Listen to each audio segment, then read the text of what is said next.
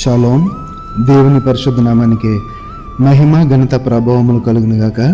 మన ప్రభువును రక్షకుడైన యేసుక్రీస్తు యెహోవా మెస్సీ నామములో యెహోవా మెస్సీయ ఆత్మీయ కుటుంబ సభ్యులందరికీ నా హృదయపూర్వక వందనాలు, ఉదయకాలపు శుభాలు తెలియజేస్తున్నాను.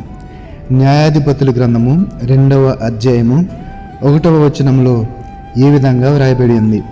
యెహోవా దూత గిల్గాలు నుండి బయలుదేరి బొకీమునకు వచ్చి ఇలాగూ సెలవిచ్చెను, నేను మిమ్మును ఐగుప్తుల నుండి రప్పించి మీ పితరులకు ప్రమాణం చేసిన దేశమునకు మిమ్మును చేర్చి నీతో చేసిన నిబంధన నేనెన్నడూ మేరను.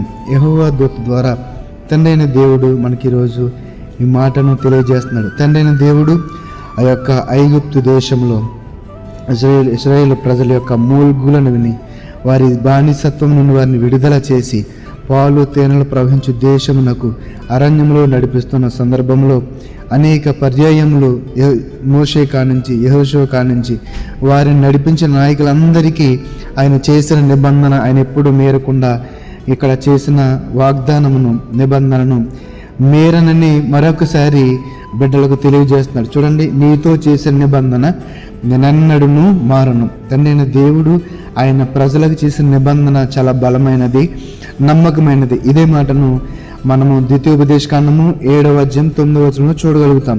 కాబట్టి నీ దేవుడైన యెహోవా తానే దేవుడనియు తన్ను ప్రేమించి తన ఆజ్ఞలను అనుసరించి నడుచుకుని వారికి తన నిబంధనను స్థిరపరచువాడును, 1000 తరముల వరకు కృపచూపువాడును, నమ్మదగిన వాడును, తన్ను ద్వేషించి వారిలో ప్రతివాడిని బహిరంగ నశింపచేయుటకు వానికి దండన విధించువాడని నీవు తెలుసుకొనలేను. చూడండి, ఈ యొక్క నిబంధన అంటండి 1000 తరముల వరకు స్థిరపరుస్తాడంట. 1000 తరములు అంటే ఎన్ని తరాలండి, ఎన్ని వేల సంవత్సరాలు.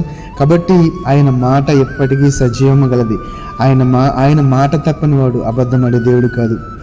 ఆయన యొక్క మాటలో యొక్క పరమార్థమును మనము గ్రహింపలేము. ఎందుకంటే ఆయన తన ప్రజలకు ఇచ్చిన మాట నమ్మకమైనది. కాబట్టి ప్రజలు ఆయన నమ్మిన ప్రజలు ఎన్ని పాపాలు చేసినా, ఎన్నిసార్లు ఆజ్ఞాతిక్రమం చేసినా, ఎన్నిసార్లు దోషం చేసిన వారిని క్షమిస్తూ రేపటికైనా మారుతారు నా కుమారులు నా కుమార్తెలను చెప్పి మనందరి కోసం ఎదురు చూస్తున్నాడు, కేవలము ఆయన చేసిన నిబంధనను బట్టి. కాబట్టి ఆ నిబంధనలోని ఆ యొక్క అర్థమును, ఆ యొక్క ప్రేమను, ఆ యొక్క జాలిని, దయను మనం గ్రహించి ఆయన ఆజ్ఞల క్రమము చొప్పున, ఆయన మాట చొప్పున ఆయనకు విధేయులమై మనం జీవిస్తే గనక మనము మేలు నందగిన వారము, దేవులు నందగిన వారము అవుతాం. చూడండి, కాబట్టి నీ దేవుడైన యెహోవా తానే దేవుడనియు తన్ను ప్రేమించిన తన ఆజ్ఞలను అనుసరించి నడుచుకుని వారికి తన నిబంధనను స్థిరపరచువాడు. ఆ నిబంధన మనలో స్థిరపరచబడాలంటే మొట్టమొదటిగా మనం చేయవలసిన పని ఏంటండి?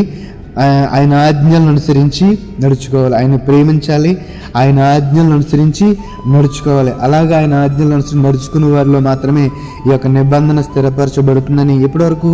1000 తరముల వరకు. అయితే ఒక నెల వరకు, ఒక సంవత్సరం కాదు, 1000 తరముల వరకు. ఒక తరం అంటే తెలుసుకుందని 100 సంవత్సరాలు, అటువంటి తరాలు. కాబట్టి చూపడం నమ్మదగిన దేవుడు, నమ్మదగిన దేవుడు. ఆయనలో ఉన్న ఆ గొప్ప క్వాలిటీ నమ్మదగిన దేవుడు. ఆయన మనల్ని ఎంతో ప్రేమించడు. కాబట్టి ఆ ప్రేమను ఎడబాయలేక ఆయన కుమారుడైన యేసుక్రీస్తు యెహోవా మెస్సీయను మనందరి కోసం బలియాగం చేసి మనందరినీ ఆ యొక్క పాపం నుండి విముక్తులను చేసి పాప విమోచన దయచేశాడు. కాబట్టి అంత శక్తి గల, అంత నమ్మకం గల, అంత ప్రేమ గల దేవుడు మన యొక్క జీవితాల్లో ఆ నిబంధన చేశాడు. కాబట్టి ఆ నిబంధన క్రయధనముగా మనందరము విలువ పెట్టి కొనబడిన వారముగా మారిపోయాము. మనం ఆయన బిడ్డలము, ఆయన వారసులము. కాబట్టి ఆయన బిడ్డలమైనప్పుడు, ఆయన వారసులమైనప్పుడు మరి ఆయన గుణగణాలను, ఆయన ప్రేమను మనం కూడా ధరించుకుని ఆ ప్రేమ చొప్పున, ఆ గుణాల చొప్పున బ్రతకాలి కదండి. ఆయన బిడ్డలమని చెప్పుకుని ఈ లోకానుసారంగా బ్రతికితే మనం వేసదారులమవుతాం. కాబట్టి ఆయన చేసిన నిబంధనను మన జీవితంలో మనం కూడా స్థిరపరచుకొని వాక్యానుసారమైన ఆయన ఆజ్ఞలను అనుసరించి ఆయన ప్రేమించి ఆయన ప్రేమను, ఆయన దయను, ఆ యొక్క మేలను, దీవెనలు పొందుకుందాం. దేవుడు ఈరోజు ఇచ్చిన ఈ మాటను అనగా నీతో చేసిన నిబంధన ఎన్నడూను మేరు అనే మాటను బట్టి మన ఆత్మను బలపరిచి స్థిరపరచును గాక. ఆమేన్. పరిశుద్ధుడా, మహోన్నతుడా, మహాగొండ, పరమందున మా తండ్రి, నీ పరిశుద్ధమైన, ఉన్నతమైన, ఘనమైన నామానికి వందనాలు, స్తుతులు, స్తోత్రాలు.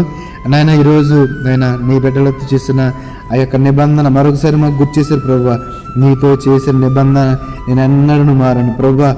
ఆ నిబంధన స్థిరపరచుకోవాలంటే నేను మీరే దేవుడని మేము అంగీకరించలాగున, మిమ్మల్ని ప్రేమించలాగున, మీ ఆజ్ఞల క్రమము చొప్పున నడుచులాగున, మీ దేవునిలో మీ మేలు పొందుకునేలాగున మీ యొక్క శక్తిని బలం మాకు దయచేయమని, మీ యొక్క అభిషేకంతో తండ్రి ప్రభు మమ్మల్ని నింపమని నాయన, మా యొక్క చక్కని ఆరోగ్యం దయచేయమని, క్షేమమును భద్రతను దయచేయమని, ఈ వాక్యం బిడ్డలందరికీ నాయన శాంతిని, సమాధానం, నెమ్మదిని దయచేసి నీ కృపలు భద్రపరచమని నజరేయుడైన యేషువ మెస్సీయ నామములో ప్రార్థన అడిగి వేడుకొనుచున్నాము తండ్రి. ఆమేన్, ఆమేన్. షాలోమ్. అందరికీ వందనాలండి.